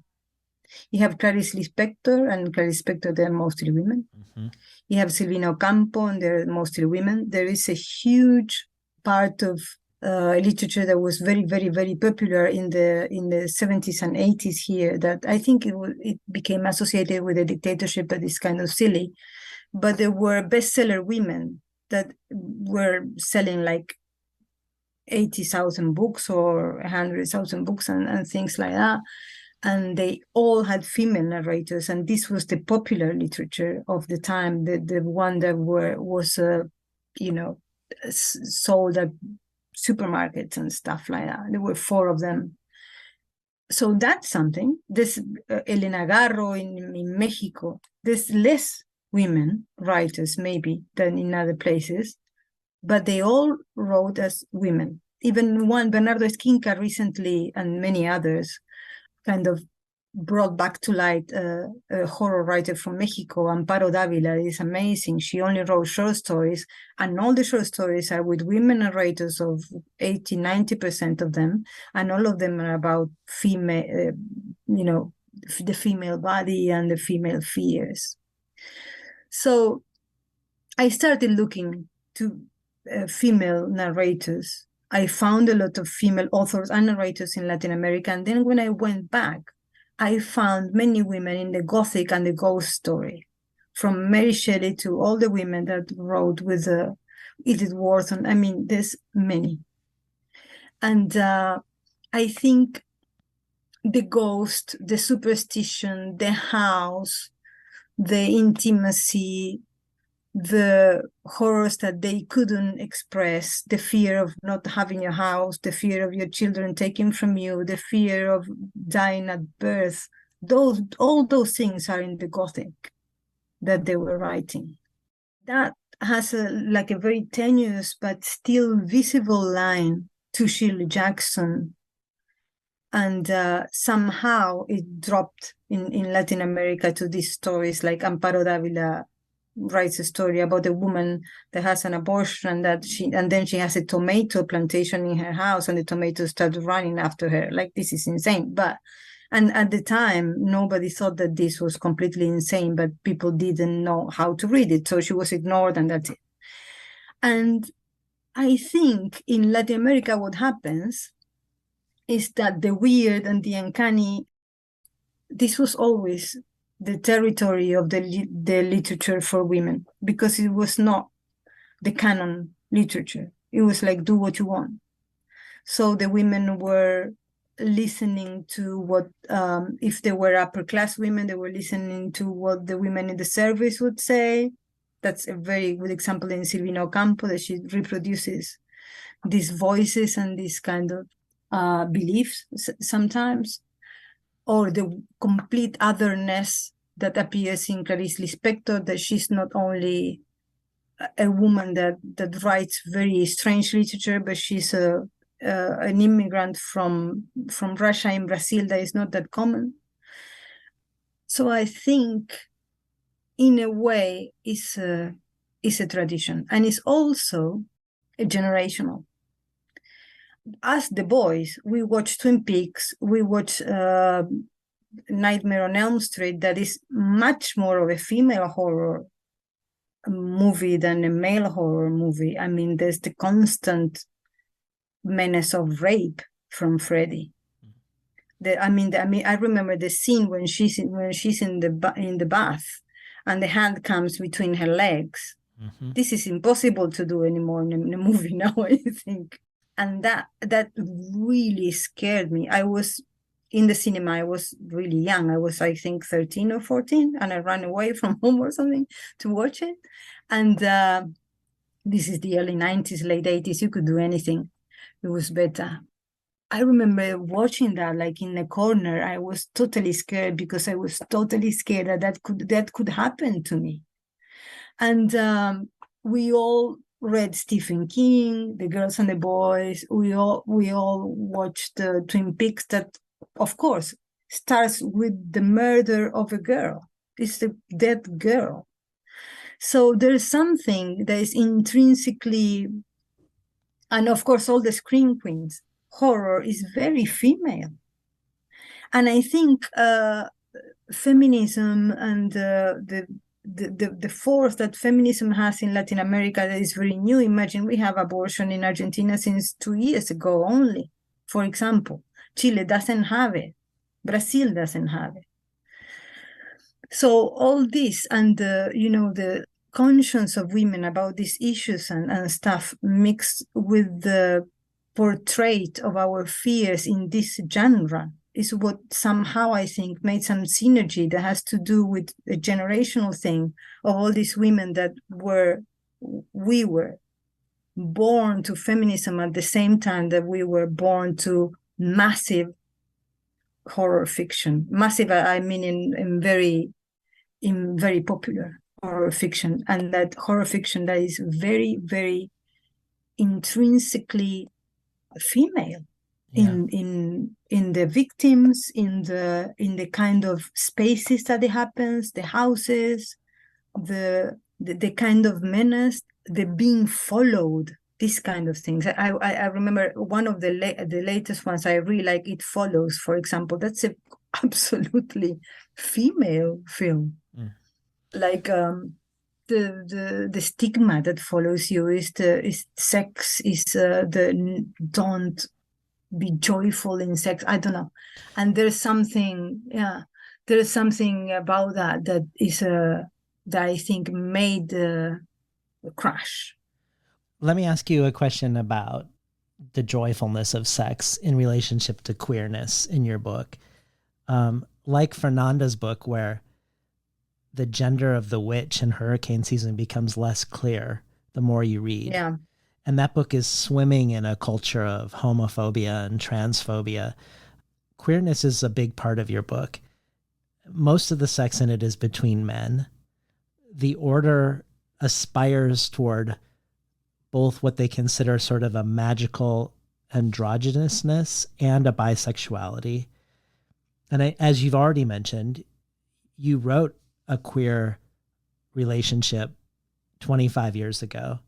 And I'm thinking about how much, as you've already alluded to, how much has changed in those 25 years in Argentina. So abortion 25 years ago was illegal. Yeah. Same-sex marriage was illegal. They're both now legal. Argentina, the first Latin American country to legalize same-sex marriage. Argentina has a gender identity law protecting trans people's right to be recognized by their stated gender.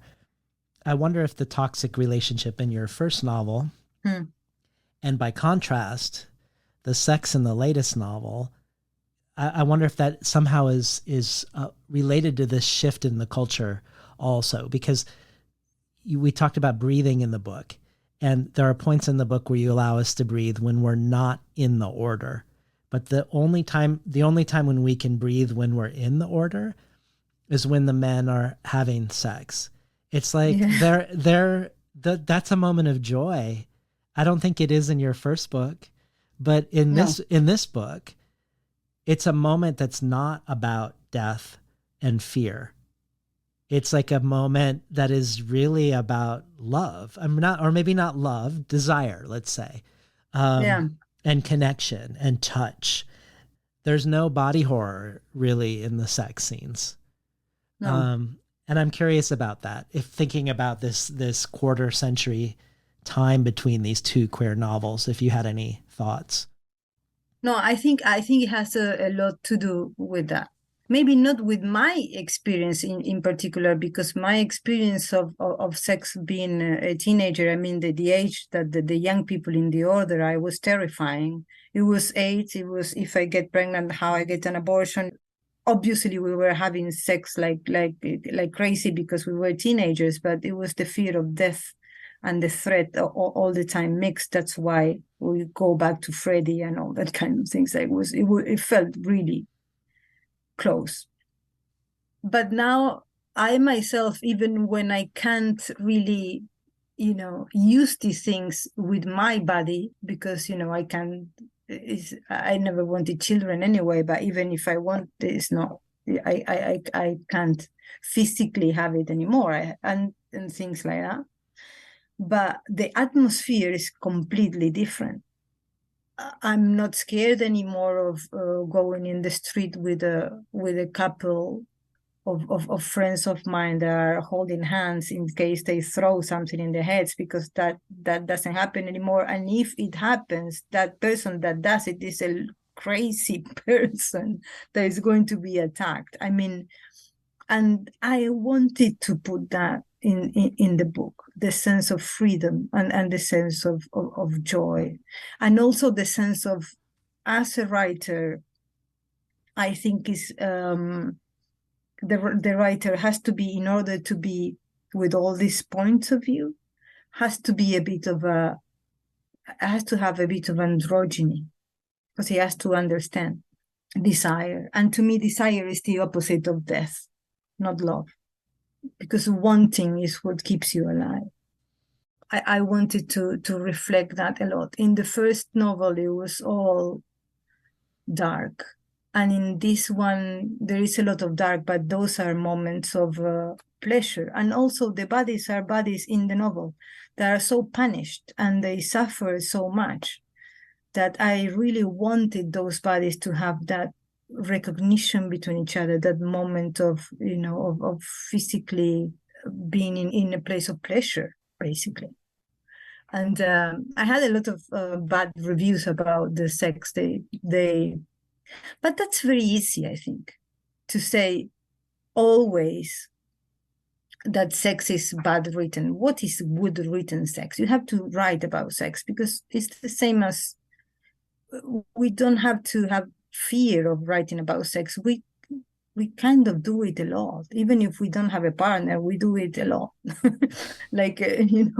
And yes, and our bodies are, machines of pain and pleasure at the same time. So you have to do it. And I really enjoy doing it. There's also not that much investigation that you have to do that. It's a couple of questions maybe you have to ask.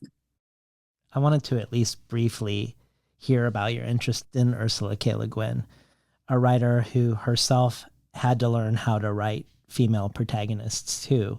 And it's someone I know you've written about several times as a journalist. And she was a writer who herself was very interested in Argentina, collaborating with and translating Argentinian poets, translating the fantastical book Kalpa Imperial, and more. The final conversation I did for the Le Guin series that I've been doing was with Neil Gaiman on the fantastic and the real. And that was a topic that I reached out to you about possibly doing for the series maybe a year ago. And the timing was bad. But this intersection of the imagined and the real, as I think people already realize hearing us talk, is central to your work, and it's central to Le Guin's.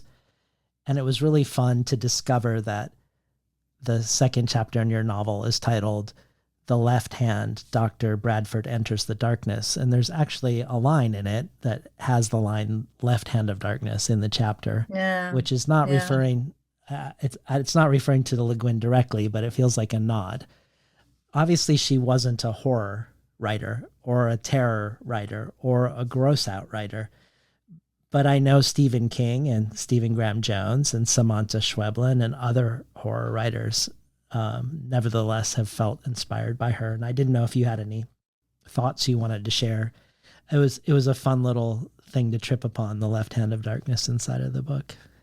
Yeah, I wanted to put a nod to her because it's also the left-hand path, no? That it's the darkest part of magic, of the practice of magic. But I wanted to put a nod to her because of the androgyny in that book. I remember reading that book. I read it very young, and I was amazed at the endless possibilities and how easy she made it seem. Then I read a lot about it and how it was very difficult to reach that.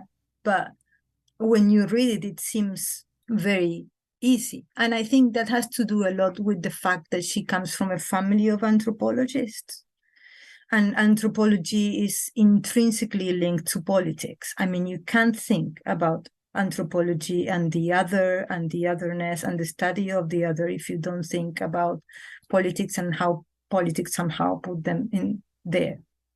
So all her fiction is very, very political. I guess even the Wizard series is very, in a way, I don't know if political is the word, but yeah, maybe the Tombs of Atuan, for example, that it's a reflection on power. And then the last one also, when she leaves everything behind and decides to take care of this burned girl. Obviously, there's burned women in my stories. She is not at all a horror writer, but she uses a lot of imaginary that has to do, and a lot of ideas that have to do with power, and that sometimes are very, very cruel. And The Dispossessed, for example, is a very kind of cruel novel. Not in the language, she was very gentle as a person, and I think she was very gentle as a writer, but her ideas are not. Her ideas are of a mind that is very sharp. And I think that is what many of the people that enjoy writing horror can get from her, the edge. Like she, in a very gentle way, gets you very, very far. And I think that her thinking about power, and in the late years, I think, of capitalism is very interesting. And also the way he thought about power in the smaller world of literature, and how she was a very strong advocate of the minor genres like sci-fi and horror and, fantasy and stuff, and thinking it about how the powerful ones were the others that were keeping this on the fringes, where, you think about it and you think that Ray Bradbury didn't won one award, and it's mind-blowing. Well, as we come near to an end, I wanted to return to place again. I wanted to ask about the mythologies you draw upon in relation to Argentinian indigenous cultures. I loved looking up things as I read, not just the Mbunche, which I couldn't believe it was real, down to so many of those morbid details, but San La Muerte to El Duende, and just to discover that these stories and supernatural beings largely came from the region where the book takes place. Within the first pages of the book, we get the indigenous Guarani story of Queen Anahi, who, when burned at the stake, attached to a tree, accused of being a witch, her body is not found the next day, but rather a ceiba tree full of red flowers. And our protagonist child, Gaspar, asks his father what the difference is between a legend and history, and asks whether the story actually happened. And his father answers yes and no. I wanted to know how you see these indigenous stories from the region functioning. You've talked elsewhere about how Argentina as a whole has a self-conception as white and European and has looked toward Europe. And I wondered if this was a way, again, like we discussed earlier today, for the story to feel like it's emerging from Argentina, from the setting. Maybe this goes back to psychogeography with the stories that have been spoken in the space that the story is happening in. Yeah, all the legends and all the pagan saints, they are from that region because I know them and my family knows them, and these were the stories that they told me when I was little. It was like my fairy tales. Some of them are obviously very syncretized with already with European mythology, like the duendes are like fairies. They're a bit more, I don't know, they're a bit gross, but it still has some elements of that. And San La Muerte it has two representations really. One is a very Western one with the cape and a skeleton, and the other one that I think is more like older one, let's say, it's a skeleton sitting, and it's called Lord of Patience because it can wait for you as death does. But I think it's all an ancestor's cult. It's a cult of bones and the cult of the ancestors that some priest probably came and said, okay, let's make it like this.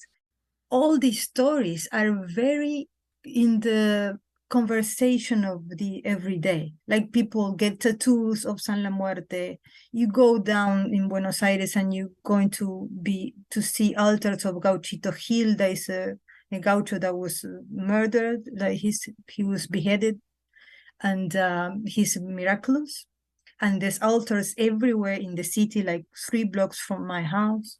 And all these stories and these myths are in the everyday conversations, like the ghost stories people tell, like I saw this, I saw that. I mean, that legend of the Guarani princess that's the national flower.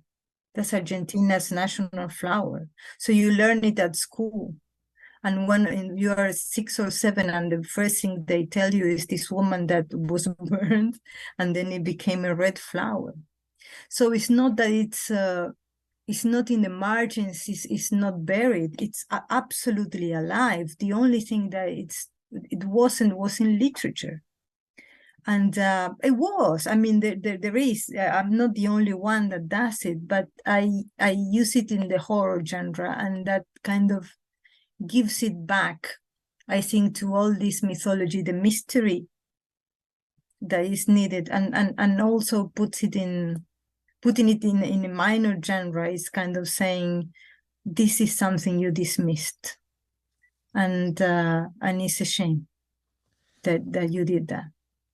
I'm not sure that you mentioned in the book itself that was the national flower, or whether I discovered it on my own in doing research, but I was so amazed that was the national flower of Argentina. And it made me think of your essay about Argentina's relationship to beef, to asado, called The Art and Horror of Argentine Asado, that perhaps like this national flower, a national flower that comes from a burned queen accused of being a witch, that this food, this national food, has a strange, complex presence in the country.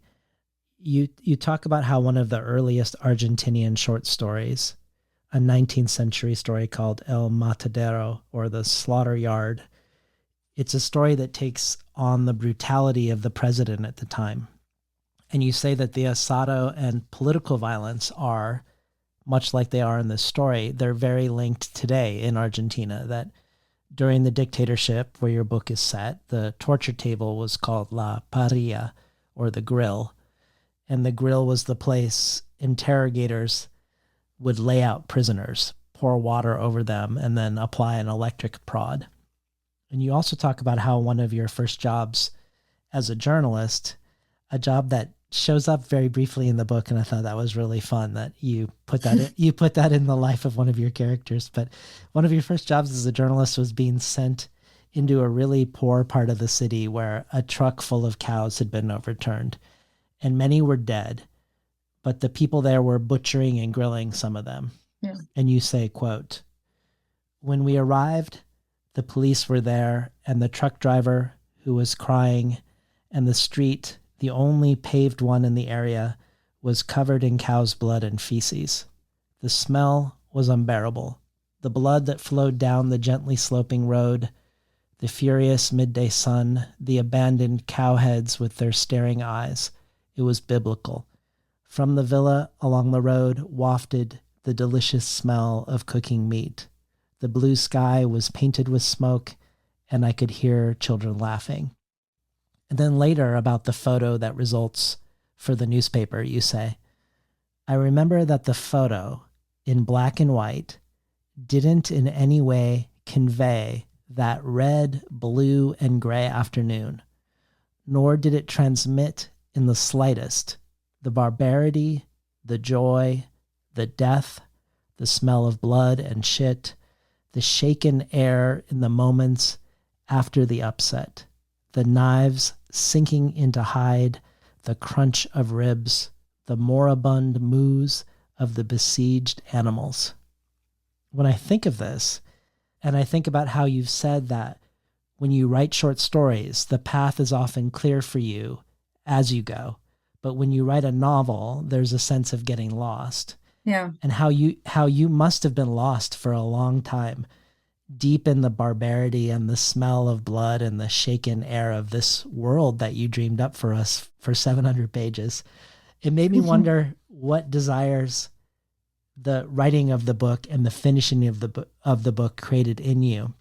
That back in 2019, when you publish this in Spanish, you emerge back outside of the catacombs of your book. And I wonder where that left you, what you produced since, because of writing that book and surviving it. I imagine you surviving it. Maybe you just loved doing it the whole time, but I also imagine you surviving it. But what have you written since, or what can we expect from you since that is somehow a response to having written this? It is a response because it was full of purpose, that novel. I wanted a long novel. I wanted a novel that was like that, with a lot of voices. I want a novel with a protagonist like that. I wanted a novel about the body, about disease, about power. I wanted that.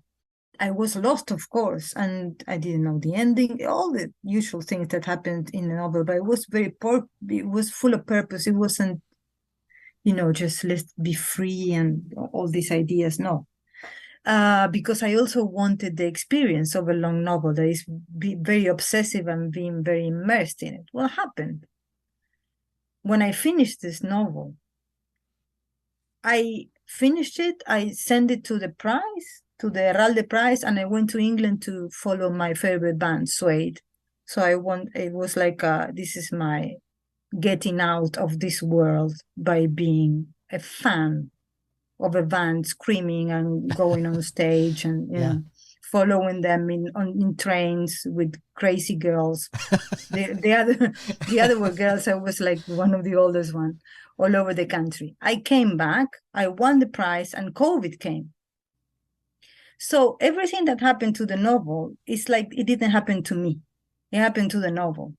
People were reading it. I wasn't aware of anything because I was, cleaning the house with bleach and my phone with alcohol and and having long debates on the phone with my mother about whether the mask or not, and she was in a very tragic mode, like, let me die if I die, don't do something. But anyway, my mother she deserves an over. So a year goes by, And then there's the whole problem of the inequality of the vaccines, and we didn't have the vaccine. So there's this myth that we have the longest quarantine in the world. But the thing is that we couldn't go out because we didn't have anything to protect us, because we didn't have the vaccines. We had to buy vaccines from China and Russia. And people were telling me all the time, this really sounds like a novel of yours. And I was like, no, it doesn't. This is absolute zero reality to me. This is nothing like what I do. What I do is getting lost in these worlds. This is not getting lost in anything. This is millimeter by millimeter taking care of myself so I don't get sick. And we don't know what it is, and this can be worse, and I don't want to die now. This was very urgent and very unliterate to me. I didn't know what to say. So I spent a year in silence and like in a dark room. I couldn't find the light to write anything or to say anything. The first thing that happened was I have a friend, an Argentinian friend that lives in Mexico he has been living there for 25 years. He's a very good friend of Bernardo Skinca. He's an illustrator. And he always shows me stuff. So he started showing me some stuff that he did. He was sick. He recovered more or less quickly, but he spent a lot of time in the house. And he started showing me the work that he was doing. And it was absolutely different. Our imagination is completely different. He's much more into other things. But at one point, he realized that all the illustrations had kind of some kin to them, like some kinship to them. And he was like, would you like to write some, I don't know, some epigraph, short little story to them, whatever you want? And it was very useful to me to put my writing and my imagination at the service of something that wasn't me, that was the images of other person, that was in a way the story of other person. And it ended being a book that's called The Year of the Rat, because in the Chinese horoscope, 2020 is the year of the rat. I think that opened the door that I kind of lost because reality became too real for me. That is something that I'm really not comfortable with. So I started writing again. I'm writing again a novel about ghosts, because also these past years have been very ghostly to me. People disappear in another ways, like from your life, for example. People that you don't see anymore, or you only see like that. Now we are doing this, and it's totally normal to me because last year was very normal, but it became very phantasmagoric. I didn't know who it was on the other side ever. So I started, I think the new novel I'm writing is much more gentle, but it's much more uncanny in a way, more sinister, more subtle. I don't want the impact anymore. I want little bit. I'm saying this to you, and then you will read it, and it will be like a massacre. But to me, in my parameters, it's a gentle massacre. It's a much more gentle. But at the same time, I started again with short stories, and the short stories are full on body horror, like amazing. Like I finished before. This is like, I don't know if I even should say this, but it doesn't matter. I just finished a short story about a woman that has an hysterectomy, and she sees a picture of her womb and the things inside her womb, and he says, why should I give this to, the garbage of the hospital? I want it with me. So she goes, and it's a totally body horror story of this woman reclaiming this part of her that they were taken from her. And she's going from, tattoo artists to, different kind of doctors to see how they can put it not back in her, because she doesn't want it back, but in some place of the body that, it was some kind of cool body modification.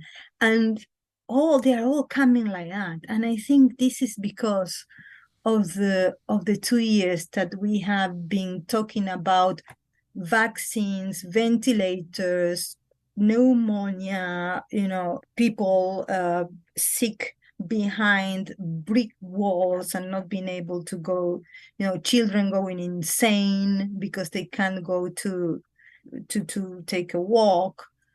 The fight about, can I get the Russian vaccine or is dirty and I'm going to die of it? And, all these kinds of things are coming back in short stories because they can't come back in a novel. And in short stories that are absolutely disgusting. So I'm becoming like, I'm becoming like Eric La Roca or something like that. So a gentle novel and disgusting short stories. Yeah, that's where I'm up to, I think. And am I right that I saw that your novel, the new novel, is being adapted? Oh, Share of Night. Yeah.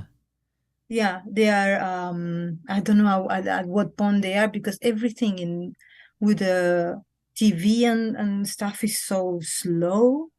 And, but yeah, they are doing it. I don't know how much I'm allowed to say about it. Well, I hope I hope it's David Cronenberg. Oh no, it's not. But no, if it was David Cronenberg, I wouldn't be able to keep it a secret. I would say to you, yes, I'm dying. It's yes. David Cronenberg or Brandon, any of. Yeah. I mean, I love them both. Yeah, I love David more, of course. Yes, but, Well, thank you for being on the show today, Mariana. No, thank you. It was very, very nice. And you made me think, which is kind of rare because at this point I just, I just throw. Oh, the novel is from 2019. So yeah. And we are in 22. I know. So it's kind of far away from me, and I have like certain things that it's not repeating myself and trying to be, like a bad interviewee, but the thing is that sometimes you forget about it. Of course. They ask you things and it's like, what? I wrote that. But this was very nice because it made me think about it again and how serious it was to write it. Yeah, well, it was a pleasure. We were talking today to Mariana Enriquez about her latest novel, her first in English, Our Share of Night. You've been listening to Between the Covers. I'm David Naiman, your host.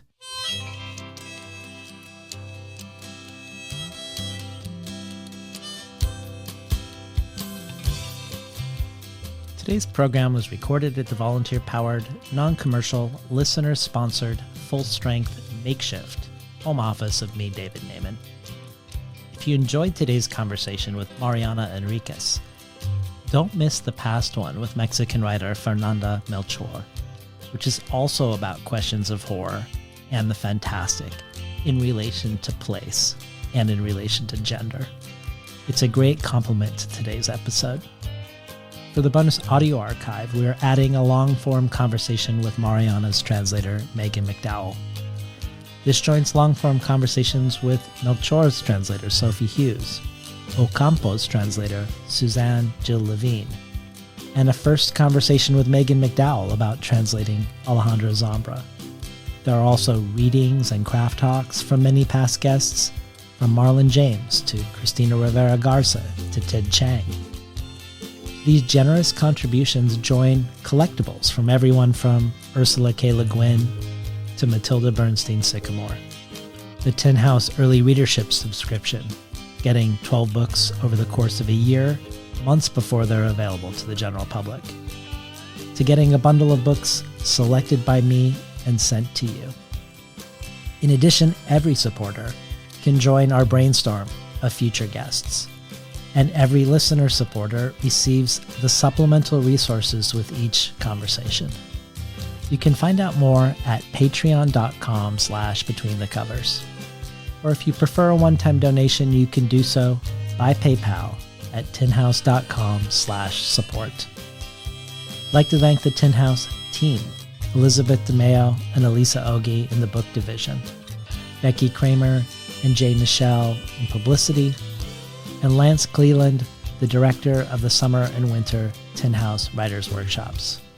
Finally, I'd like to thank Imre Lodbrog and Barbara Browning for creating this outro.